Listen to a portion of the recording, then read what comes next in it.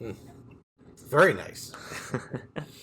All right. Okay. All right. Okay. Title of today's video: What is negotiable and what's not? What is and isn't negotiable. So No, it I've says had, what is negotiable and what's not what is and isn't. yeah, I'm not going to use what you wrote as the title. Well, there you have it, folks. I'm going to use something different. You gotta love my son. So when you go to buy a car, Yes. there are too many things that you're actually purchasing. I mean, you're purchasing the car, but there's so many fees and taxes and associated documents that you have to sign.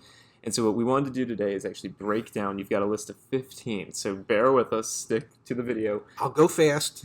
We've got 15 different things that you're going to tell us if they are or aren't negotiable when you're working a car deal. Yes. Damn right. Yeah. All right, let's start with the simplest and first one. Yes. Is the MSRP of a vehicle negotiable? No, the MSRP is set by the manufacturer and it includes all the details regarding the car, including factory installed accessories and packages and VIN number and destination charge. So the MSRP is indeed the MSRP. Okay, so the MSRP, you can't negotiate. No, it is set Makes sense. in stone. Now, what about the destination charge that's on that window sticker? Is that negotiable? It is not. It is part of the MSRP and it is not negotiable. Okay, so you've got your MSRP, not negotiable, your window sticker, or your destination charge, not negotiable. But a lot of people say, well, why do I need to pay for that car to have been, brought where it is? But that's a part of the MSRP price. That is a part of the MSRP. Okay. Yes, What unless you want to spend for the ticket to go to Mexico and pick up the car, yeah. or wherever it was Yes, produced. yes, Yeah. yes. Okay, what about additional transportation fees? Are those that are part of potentially like a dealer exchange or a dealer trade, are those negotiable? Yes and no. Depends how far and what the ultimate cost is to go get that car. Mm-hmm. In most cases, it's not negotiable. The dealership will let you know they'll get a charge from their transportation company as to what it's going to cost them Mm-hmm. to go pick up your car and bring it back, and that fee will be charged to the customer 99 times out of 100. Mm-hmm. Okay, so the Yes. destination charge on a dealer trade is something that you're really not going to be able to negotiate. Well, you can, if it depends on how much money's left in the deal, but let's say the additional transportation charges were $500, perhaps you can negotiate $100 off of that. Yeah, okay. But yeah, there might be some room for negotiation, but not a lot. Gotcha. Okay. Have you noticed I'm like trying to get you to look Yeah, over I there? noticed, but I'm not doing it because I'm talking to you. Yeah, but you talk to the And- audience. There And you I'm go. talking to you as well. Yeah. Okay, there we go. Now, ask me a question. I was like staring him down, trying to get you to look over. Is this going to be a today thing? Come on, we're moving quick. No, we're not. It's been like 3 minutes. Okay. You ask yourself the question. Is the selling price negotiable? You're damn right it is. Absolutely, the selling price is negotiable. That's the biggest piece of the negotiation puzzle, is going to be the selling price. And what about for a lease? Yes, the selling price for a lease is negotiable. What I would recommend is you negotiate the selling price of the vehicle and then you break it gently to the dealer. Okay, now I'd like a lease payment based off of that negotiated selling price. There we go. That makes sense. What about ADM? Glad you agree. What about ADM? What about ADM? What is ADM? Additional dealer markup. Is that negotiable? Well, since you're paying for air, yes, I'm pretty sure you can negotiate that. When the dealer says there's $5,000 in additional dealer markup, you can go, maybe in your world, but not in mine. Well, let's explain. So, what is additional dealer markup? Where will you see additional dealer markup? On the addendum label next to the Monroney label that lists all the dealer installed accessories, including ADM. And ADM stands for additional dealer markup. It's just a way for a dealer to have more money to negotiate off the price of the car. And let's say where, in the sense of like what types of vehicles will you see this? And I guess what I'm alluding to is we used to work on Tacoma TRD Pros or something like that. There's a very specific Toyota truck, and there was always ADM on those vehicles. Or the new Corvette that came out, a lot of dealers were adding. Yes, additional because they're markup. in short supply and high demand. And so dealers Some of the dealers being what many of our viewers would describe as the greedy bastards that they are. Which, when they do ADM, they kind of are. I'm not disagreeing. Will add additional dealer markup on what they believe to be a hot vehicle and try and get extra profit out of the vehicle that way. But yes, you can negotiate it. Oftentimes, if you said to the salesman, "Well, I'm not going to pay the additional dealer markup," the salesman's response will be, "Okay, so assuming I took that off, then the price is okay," and you haven't negotiated shit yet. Yeah. You've gotten the air out Yes. of it. Yeah. Yes. But a lot of dealers will just hold firm on that because they've got such short supply, and they'll say, Well, okay. yeah, it depends on the vehicle. Definitely. Yeah. Okay, now what about, and this is a big pet peeve for everyone that's watching, all those dealer installed accessories. You've agreed to a price, and then you look at the the buyer's order or that printout, and it's like low jack this, we tinted the vehicle this, it's got a security system. It's like another $2,000 all of a sudden. They're negotiable, or you can negotiate them right off. I remember one time negotiating with a customer on an MDX, and he didn't want to pay for the $249 for the body side moldings. And Which, as a manager, you installed. Well, yeah, because I got paid off of that. But he didn't want to pay for that because he didn't see the value in it.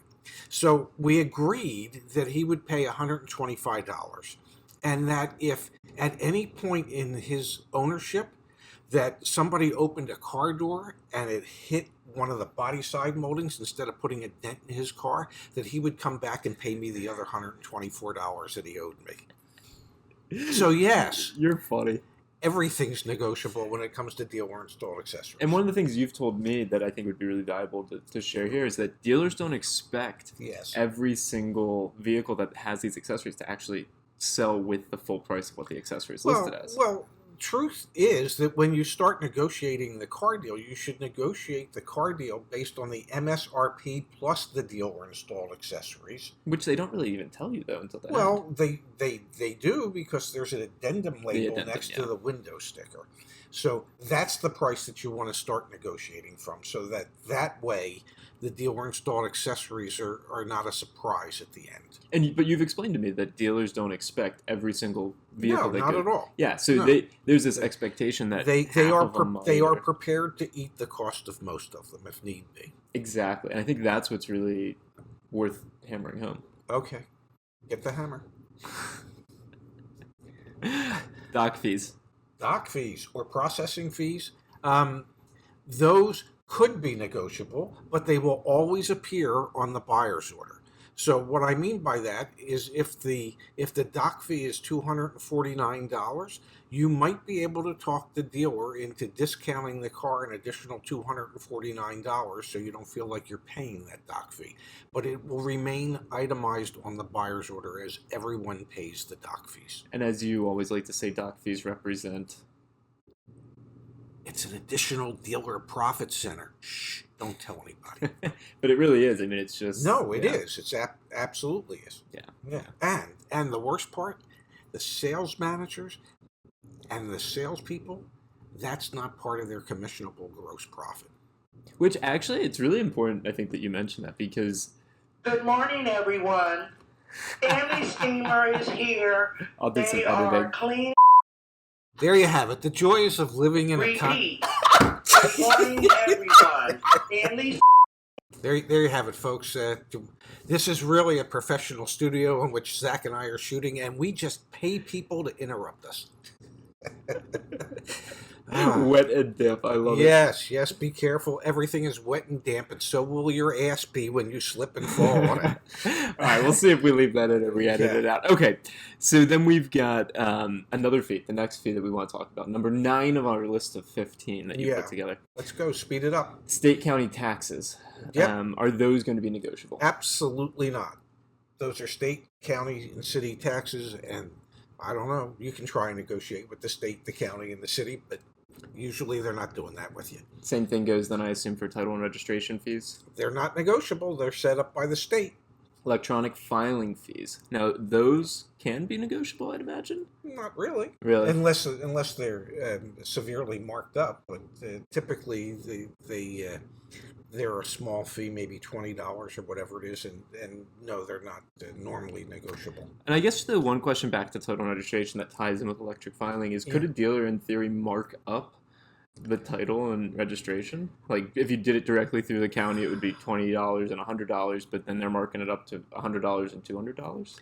I guess they could, but That goes back to being just super greedy. yeah, I mean, I've never worked for a dealer that did that, and if you ended up charging a customer more than what the registration fees were, you had to cut them back a check for the difference. Gotcha. So, Okay. Actually, it would end up costing the dealership money because every check costs money. Definitely. Okay. Yeah. What about interest rates? So if you're financing, or I guess the same thing goes on a money factor for a lease? Well, that would have been if you read down one more, yes. Well, you didn't space them out that much. It's kind I of hard didn't space them, folks. I do apologize. I don't know how to. I don't. I got it the printed list. out on paper, but I don't know how to read paper. They are negotiable.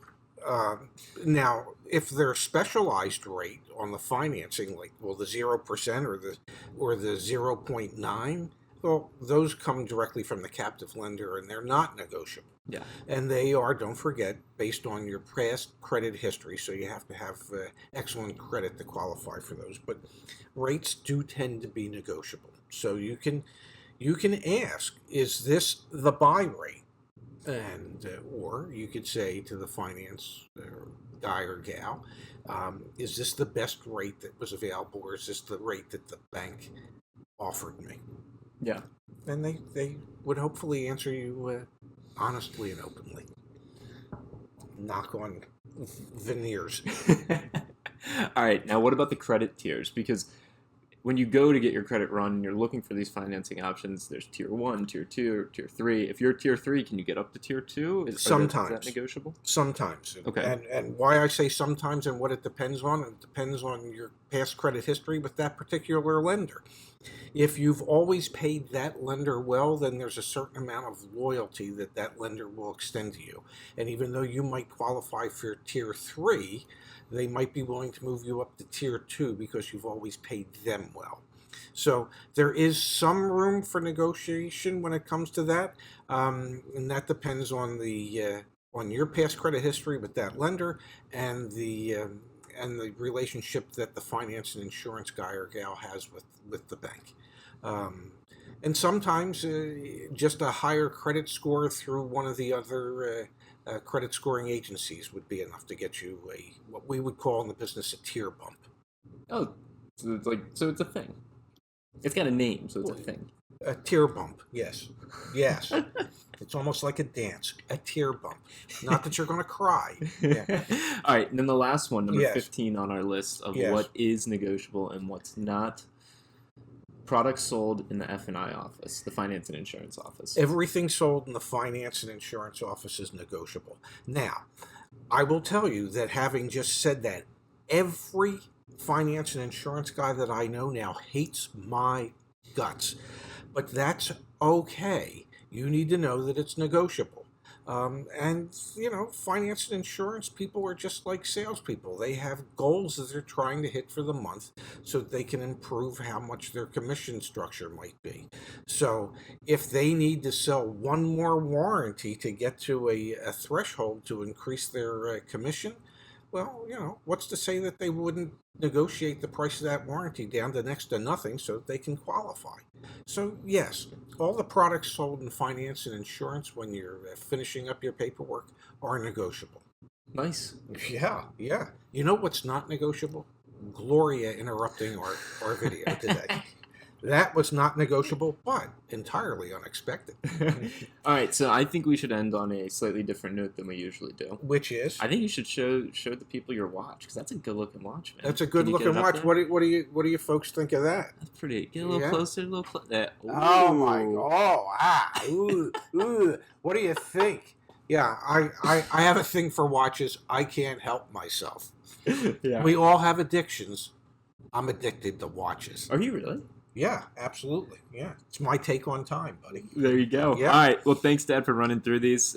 We'll have them up on the screen and all that fun stuff. I would hope so. I went to the trouble to type them all You out. printed it out, man. This is Yeah. some high quality. It is. It's an Epson printer, ladies and gentlemen. I'm not endorsing it because they're not paying me to endorse it. But if they want to start paying me, I'll be more than happy to endorse it. You're easily swayed, aren't you? That doesn't take much. See you, Dad. Bye.